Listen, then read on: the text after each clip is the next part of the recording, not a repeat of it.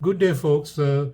This is about the New York Attorney General Letitia James, who brought about the case against Trump, uh, saying that he inflated his property value, that is the Trump Tower, the building, uh, and obtained a loan from the uh, German bank known as Deutsche Bank. And so the case was apparently, I don't know, was heard by judges who were largely Democrat Party appointees. And so observers say it was unfairly decided. All that apart, it was the Letitia James who brought about, who was behind all these cases. Now, the direction of the wind has changed. She is in a much worse situation, a legal bind that she would not be able to come out of, because the noose is tightening with every passing day. What is she? What is she guilty of? What is she is being charged with? In 2021, the New York Attorney General falsely stated the number of units in a Brooklyn property she owned, saying it had 4 units, not 5.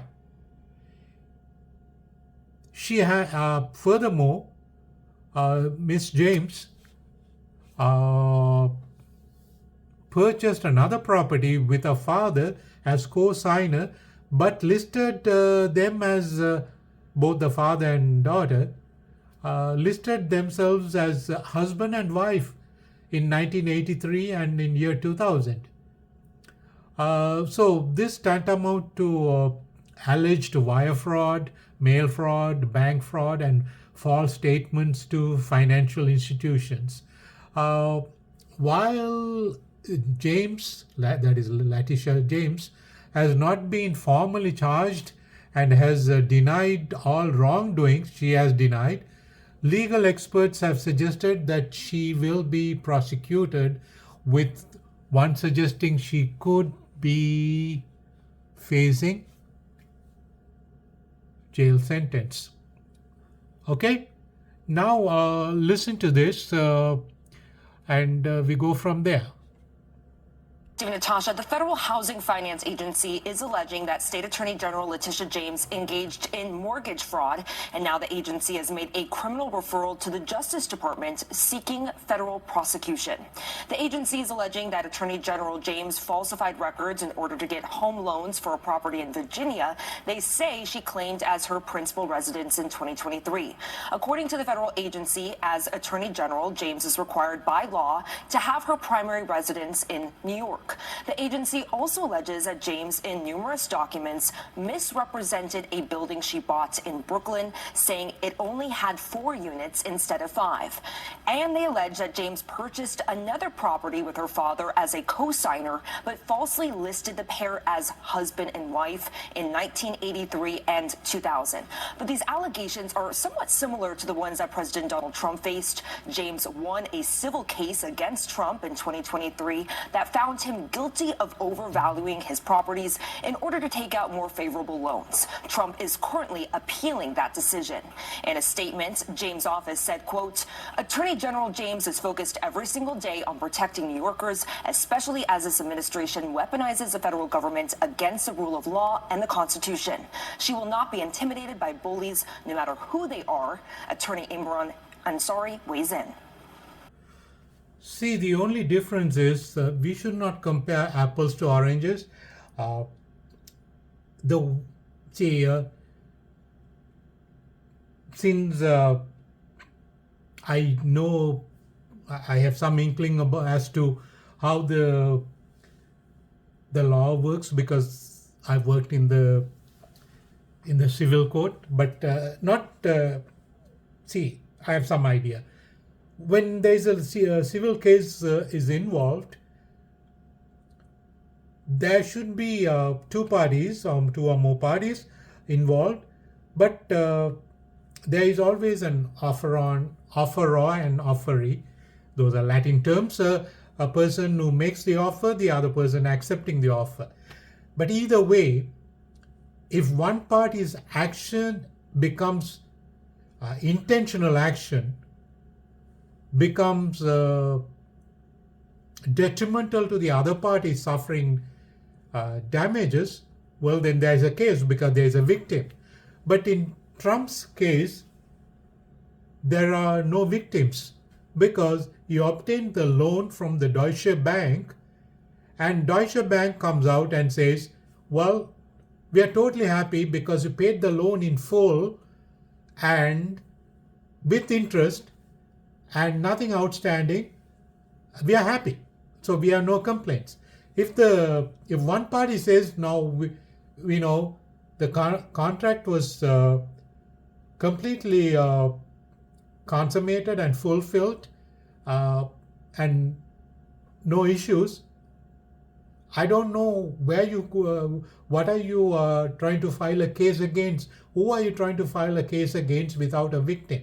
That's the case she brought against Trump, and she succeeded, I guess. It was to the tune of 454 million, and as they say, I don't know. Largely, the judges, 70% of the judges who heard Trump cases are said to be Democrat appointees. Now, that in itself is, and legally, not in a common sense, we call it prejudice because detrimental to the one party. It's one party is being prejudiced by the legal system trying to overlook a certain aspect which is detrimental to one of the parties in the case. Well, again, my knowledge is British common law, and because that's what largely we here in Canada follow. Anyway, I'm no expert, so I don't want to put my 2 cents worth. I have nothing against anybody. But the point is, we all know, you should not forget the laws of karma and everything. If you ask me, I'm not alluding to the neurotic superstitions or anything, but the simple law of nature. If you do good, you will reap good. If you plant potatoes, you'll reap potatoes. You don't plant potatoes and expect bananas to grow. So that's the simple law of nature. And it seems like sometimes people think when they operate against the people or the parties they perceive to be enemies, and it backfires without a rhyme and reason if you do it, right? And because there is the reigning political system is behind you, you go ahead and do it, and in no time things can change. We don't know, right? I'm no prophet, I'm no philosopher, but I'm sharing my views. I'm nothing against anybody. So it's not like some people come out opinionated with venom they speak. I have no venom. I have no interest in either parties in this. I'm just an independent spectator. That's all I have to say. Thank you.